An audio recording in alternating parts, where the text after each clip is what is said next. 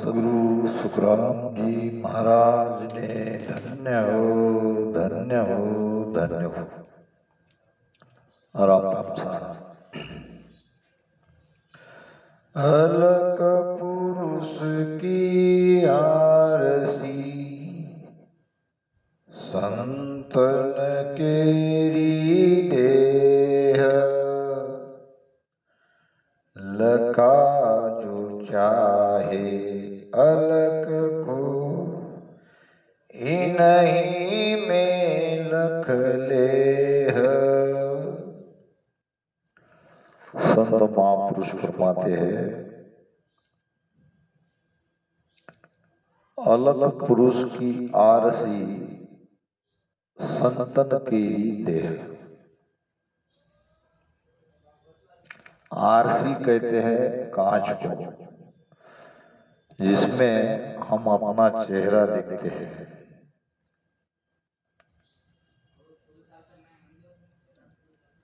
जो मुक्ति से दर्पण माही अरस परस सेवग अरसाई। दर्पण में अरस परस हम स्वयं को निहारते हैं, देखते हैं। उसी प्रकार अलग पुरुष को अगर देखना है, अलगना जो लगने में नहीं आता, अब उसके लिए भी आरसी चाहिए, कांच चाहिए। वो कांच कहाँ है? वो कांच है संतन केरी देह। संत के द्वारा उस अलग को हम लग सकते हैं। यानी एक पहुंचे हुए सदगुरु की शरण में जब तक ये जीव नहीं जाएगा,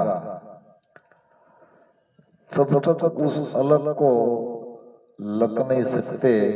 वो अलग परमात्मा तो हमारे भीतर है, मगर उसको देखने के लिए ये जो दिव्य दृष्टि चाहिए, वो दिव्य दृष्टि सदगुरु से मिलती है। लखा जो चाहे अलग को इन्हीं में लग ले। अब जिसको उस अलग पुरुष को लगना है, वो सदगुरु के शरण में जाके लग ले, और ना वो दूसरा कोई उपाय नहीं है।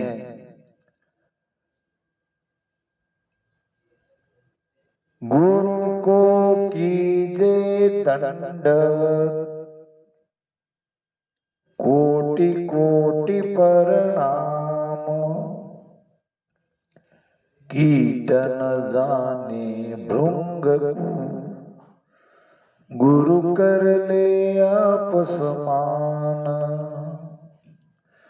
गुरु को कीजिए दंडवत, इसलिए सदगुरु को दंडवत करो, कोटि कोटि प्रणाम करो। कीट न जाने भृंग को, कीट रहता है और भृंगी रहती है। भृंगी जाति एक विशेष प्रकार की जाति है, जिसमें मादा नहीं रहते, सब पुरुष ही पुरुष है। जब कोई भृंगी मादी ही नहीं है, तो उनकी पैदाइश कैसे हो, उनका परिवार कैसे बढ़े? तो ईश्वर ने उनके भीतर एक अद्भुत गुण दिया है। वो किसी भी दूसरे जाति के कीट को अपने जैसा बनाने का सामर्थ्य रखती है। कीट न जाने भृंग को गुरु कर ले आप समान। जैसे कीट भृंग को नहीं जानते, फिर भी वो भृंगी उस कीट को अपने समान बना देती है। इसी प्रकार सदगुरु भी शिष्य को अपने समान बनाते हैं। पारस में और संत में तू बड़ो अंतरो जान। पारस में और संत में बहुत बड़ा अंतर है। वे लोहा कंचन करे। पारस तो लोहे को सोना बना सकता है, वे कर ले आप समान, मगर सदगुरु अपने शरण में आए हुए जीव को अपने समान ही बनाते हैं। कोई कोई कीट परम सुखदाई, प्रथम आवाज गे चितलाई। कोई दूजे कोई तीजे माने, तन मन रहित सब दहित जाने। कीट में भी सभी कीट एक समान नहीं है। ये भृंगी दूसरे जाति के कीड़े के ऊपर मंडराती है और आवाज लगाती है, वी वी वी वी। अब कोई कोई कीट परम सुखदाई। अब कोई कोई कीट बड़े भाग्यवान होते हैं और प्रथम आवाज गहे चितलाई, पहली आवाज में अपना चित लगा देते हैं और वहां चित लग गया, वहां सुरती लग गई, तो ये भृंगी उस कीट में अपनी आवाज दे देकर जो पहली आवाज को सुन लेता है उसको अपने मुख में पकड़ के मिट्टी का घर बनाती है और उसको आवाज सुनाती है। उसके आजू बाजू ऐसी घूमती रहती है और अंदर से वो कीट भृंगी की आवाज को सुनने का आदी हो जाता है और फिर वो कोई भी जाति का हो वो भृंगी बन जाता है। इस प्रकार भृंगी अपने परिवार को बढ़ाती है। कोई दूजे कोई तीजे माने, कोई पहली आवाज के ऊपर ध्यान नहीं देता, दूसरी आवाज को ध्यान लगाता है तो भी उसका उद्धार हो जाता है, वो भी पलट जाता है। और कोई तीसरी आवाज को सुनता है उसका भी उद्धार हो जाता है। तो कीड़े में जैसे ऐसे विभिन्न प्रकार के कीड़े हैं वैसे हमारे अंदर भी है। हम भी पहले ही सतगुरु से जब साक्षात्कार होता है तो उसको ज्ञान को मान लेते हैं। कोई कभी दोबारा सुने तब उसके घट में प्रकाश होता है, तब सतगुरु के शरण में जाते हैं, उनको ज्ञान को मानते हैं। और कोई कोई तीसरी बार सत्संग में जाकर गुरु से ज्ञान धारण करते हैं। हमारे में भी ऐसे प्रकार है, कोई दूजे कोई तीजे माने, तन मन रहित सब दहित जाने। भृंगी सबद कीट न गई, तो पुनि कीट आसरे रही। अब कोई कीट भृंगी शब्द कीट न गई, भृंगी के शब्द को उसकी आवाज को कोई सुनता नहीं, धारण नहीं करता, तो वो कीट का कीट ही रहता है, उसमें कोई परिवर्तन नहीं आता है। भृंगी शब्द कीट न गई और तो पुनि कीट आसरे रही। वो वापस कीट का कीट ही बना रहता है। इसलिए सदगुरु बड़े सामर्थ्यवान रहते हैं। सदगुरु सिमरत है, ये नहीं समझना चाहिए कि कभी कभी सदगुरु डांटते भी है और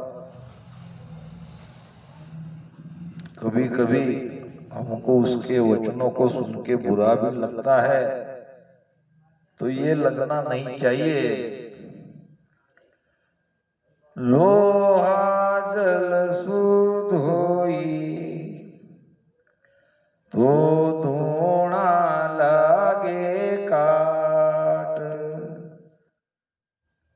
राम चरण पावक दिया निर्मल होय निराट। पावक कहते हैं आग को। लोहा जलसु धोइए, लोहे को अगर जल से धोते हैं, जल है मुलायम, जल है शीतल, तो धूणा लागे काट, काट नाम जंग, तो लोहे को पहले से दुगना जंग लगता है। अब रामचरण पावक दिया, अब उस लोहे को अगर आग में तपाया जाए, आग में डाल दे, तो निर्मल होए निराट। अब संतों को यह प्रमाण क्यों देना पड़ा? ये हमारे लिए देना पड़ा। अगर संत निर्मल बोलते रहे, मीठी मीठी बातें करते रहे और हमको वो सब अच्छी लगती रहे, तो हो सकता है हमारा भ्रम ही न जाए। इसीलिए कभी कभी उनकी डांट भी हमारे लिए बहुत जरूरी है। रामचरण पावक दिया, यानी जल में तपा के निकला हुआ शिष्य आगे उसके ऊपर कृपा जरूर होगी।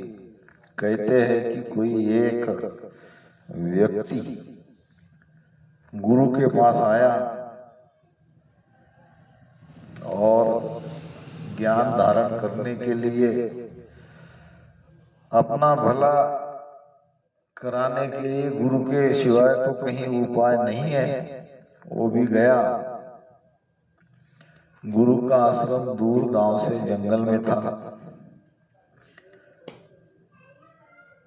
गुरु को देखते ही उसके चरण में झुक गया, महाराज मुझ पर कृपा करिए, मुझे सतमार्ग बताइए, मुझे जीव का कल्याण करना है। गुरु ने कहा ठीक है बेटा, समय आने पर तुम्हारा कल्याण जरूर होगा। तब तक ये काम करो, आश्रम में कुछ गायें हैं, रोजाना उसको जंगल में घास वास खिला के लाओ और शाम को आश्रम में लेके आओ। सुबह में बाजू में तालाब है, तालाब से ठंडा पानी भर के लाओ आश्रम के उपयोग के लिए। बस ये करते रहो, जब राम जी चाहेगा तब आप पर कृपा हो जाएगी। अब जैसा गुरु ने कहा वैसा वो करने लगा, जो काम दिया, जो बताया वो करने लगा।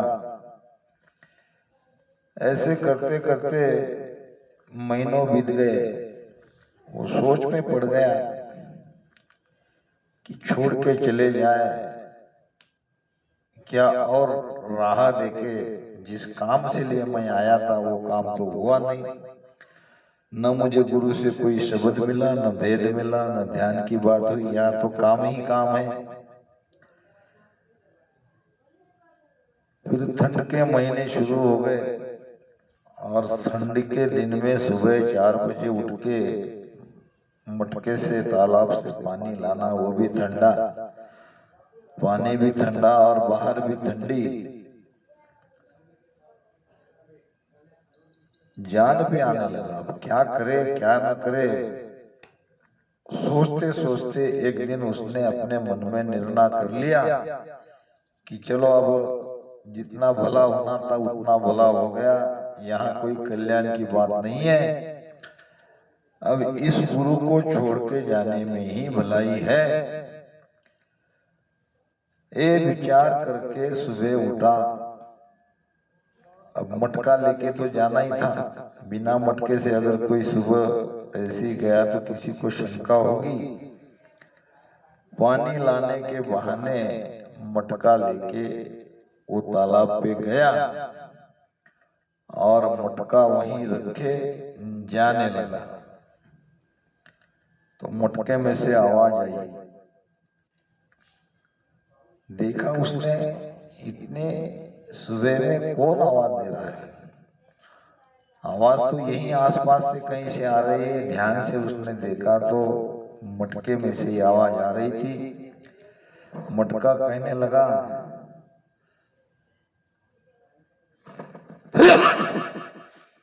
आज क्यों जा रहे हो? इतने दिन का इंतजार किया, जिस दिन का तुम इंतजार कर रहे थे वो दिन आज आया। आज तुम्हारा भाग्य खुलने वाला है। आज तुम पर सदगुरु की कृपा होने वाली है और तुम आज जा रहे हो। तो उसने कहा, अब जाऊं नहीं तो क्या करूं, इतने ठंड के दिन में सुबह सुबह पानी भर के ले जाना एक बार नहीं कई बार लाना पड़ता है, और दिन में गाय को चराना। जिस काम के लिए आया था वो काम तो हुआ नहीं। तो मटके ने कहा, देखो मेरी तरफ, हर बात तपाने के बाद ही मिलती है। मेरी तरफ देखो, मैं तो मिट्टी था, मगर कुमार ने खोद खोद के मुझे जमीन से अलग किया, अपने घर ले गया और पानी डाल के मुझे पैर से अच्छी तरह से मेरा कीचड़ बनाया, और कीचड़ बनाने के बाद मुझे आकार बना के उसको संतोष नहीं आया, मुझे चक्के पे घुमाया। अब कितना मुझे दर्द हुआ, कितनी बार घूमने के बाद फिर भी उस कुंभार को मेरी दया नहीं आई। मुझे आग में झोंक दिया, आग में जला दिया, तपाया, और आग से निकलने के बाद जब मैं घड़ा बना तो अब मेरा कुछ अस्तित्व बना, मेरा उपयोग सब लोग ले रहे हैं,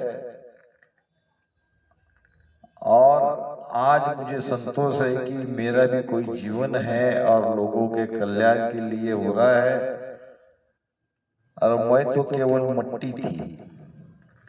अब मिट्टी था तो मिट्टी से मैं घड़ा बन गया। मिट्टी से घड़ा बनने में जो प्रक्रिया का सामना मुझे करना पड़ा, इतनी तो तुम्हें तकलीफ नहीं हुई। तुमने तो केवल सेवा करी, थोड़ा सा पानी आश्रम में लाया, तो वो व्यक्ति घड़े की आवाज जो आई थी वो सुनकर मान गया। वापस जाते ही गुरु ने कहा, बेटा आज तुम आश्रम में मेरे पास बैठना, बहुत सेवा कर ली, अब तुम्हें कुछ ज्ञान ध्यान की बातें मैं बताऊंगा। हो सकता है परमात्मा आज ही तुम पर कृपा करे। तो जल तप कर निकलने वाला शिष्य का ही कल्याण होता है। ऐसे सतगुरु ताप दे, तो सीख का निकसे खोट, करे खुशामद जी तो रहे ठोट का ठोट।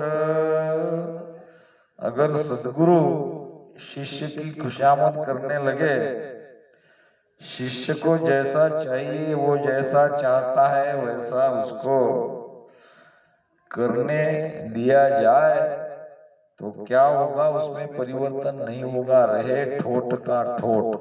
ठोट किसको कहते हैं?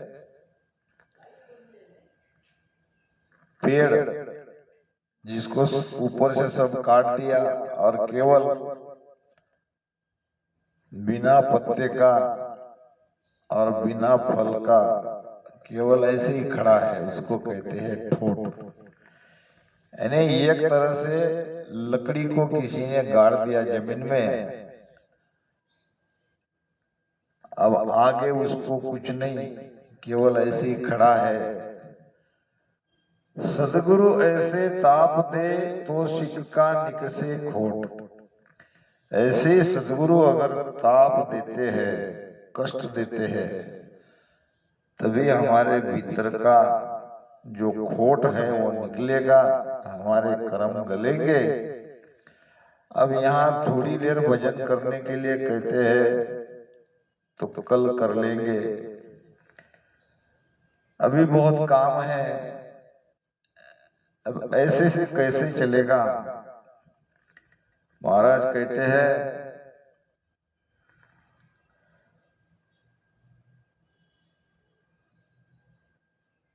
भजन करे तो कर रे करारो, दास भाव सुध होई।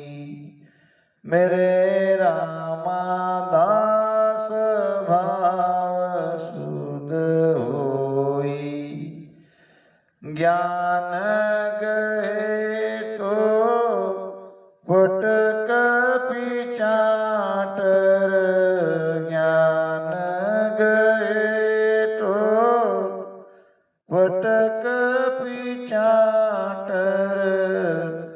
निर्भय मत ले जोई, मन रे करड़ी बिना सब काची।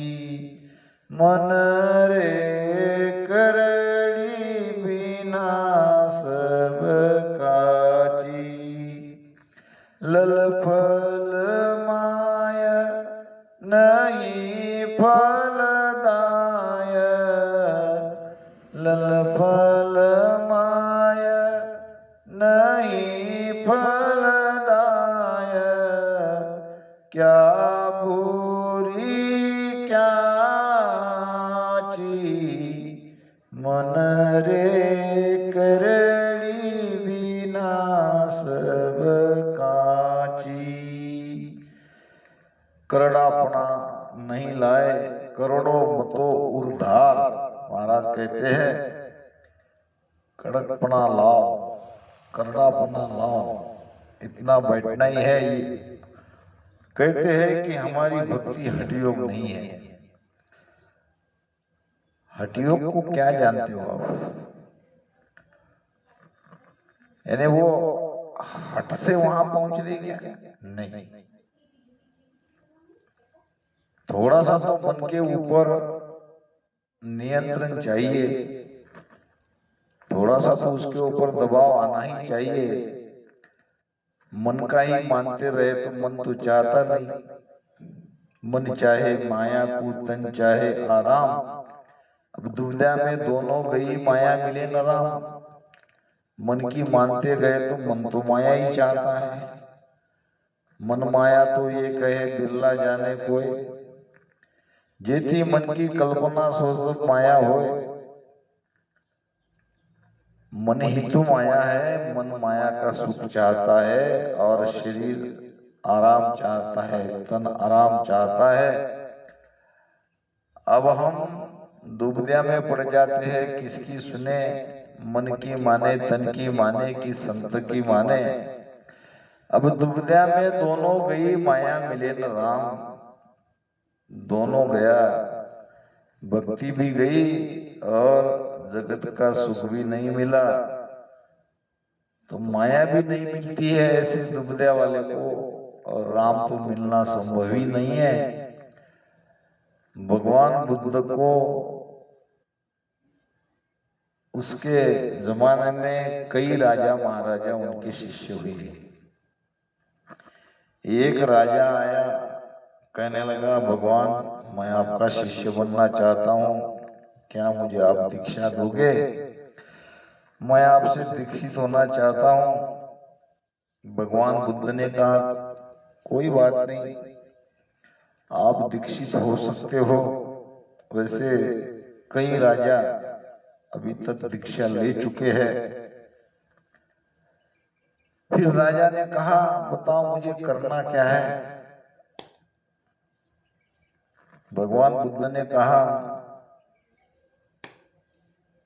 अब जो काम मैं करने को आपको कहूंगा उसके लिए बड़ी हिम्मत चाहिए। अगर आप वो हिम्मत दिखा सकते हो तो आप दीक्षित हो सकते हो। अगर वो हिम्मत नहीं दिखा सकते तो आप वापस जा सकते हो।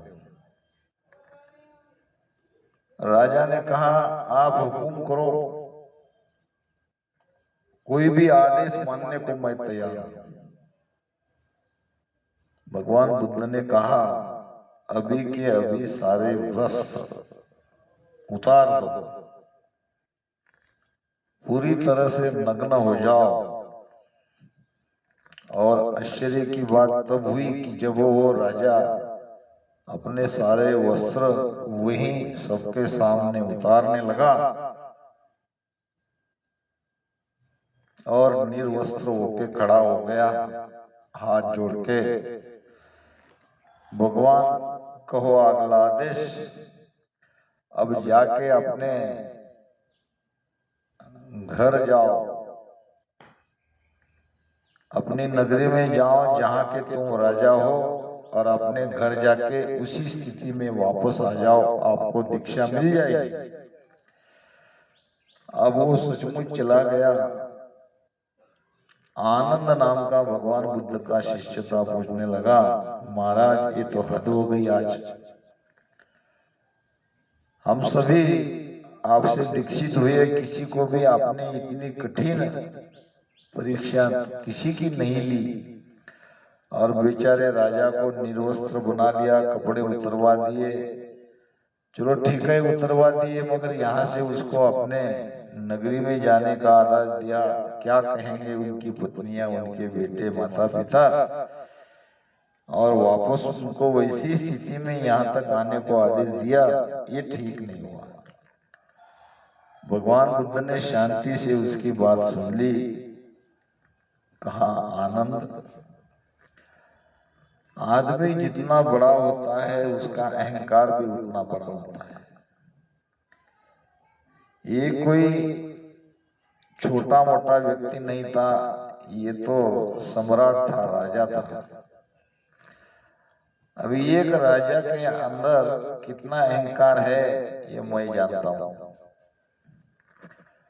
अब किसी को अहंकार पे चोट गिरानी है तो उसको उसी तरह से उसको आदेश दिया जाएगा, जिसमें जितना बड़ा अहंकार उसकी उतनी कठिन परीक्षा। तो राजा लगता है कि एक कठिन परीक्षा को पास हो गया। आप देखना मेरी बात को, ये सबसे बढ़िया मेरा शिष्य बनेगा। ध्यान की उस सर्वोच्च अवस्था में बहुत जल्दी पहुंच जाएगा, क्योंकि इसके अंदर कोई अहंकार अब बाकी नहीं रहा है। ध्यान में बाधा अहंकार की आती है, इसलिए सद्गुरु अपने शिष्य को समय समय पर उसके ऊपर चोट करते हैं, उसके ऊपर प्रहार करते हैं।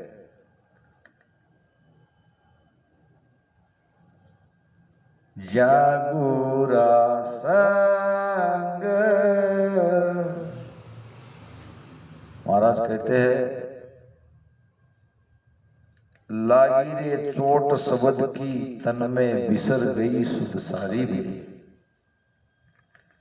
चोट लगनी चाहिए, चोट लगाते हैं सदगुरु, और चोट लगते ही सुध बुध शिष्य भूल जाता है। तो करे खुशामद जीव की तो रहे ठोट का ठोट। गुरु खुशामद करने वाला भी नहीं चाहिए। गुरु कुमार शिष्य कुंभ है, घड़ घड़ काड़े खोट।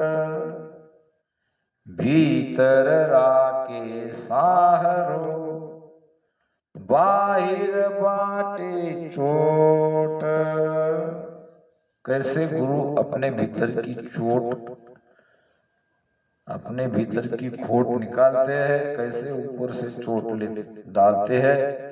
गुरु कुंभार शिष्य कुंभ। गुरु है कुंभार और शिष्य है कुंभ, घड़े। और घड़ घड़ काड़े खोट, उसको वो घड़ते हैं, उसको आकार देते हैं, उसको बनाते हैं, उसका नया जीवन पैदा करते हैं। तो गुरु घड़ाने के लिए उसको जहां कहीं कम ज्यादा है वहां उसको चोट मारनी पड़ती है। चोट कैसे मारते हैं? भीतर राके सहारो, भीतर में उसको आधार लगाते हैं, और बाहर मारे चोट, और बाहर से उसको चोट मारते हैं। इसलिए शिष्य को यही चाहिए कि अपने गुरु को वचने में रहे, गुरु को वचनों को सहे, गुरु के आदेश को यूं के त्यों माने, तभी उसका कल्याण होगा। इन्हीं शब्दों के साथ यहीं पर वाणी महाराज को विराम देते हैं। आराम।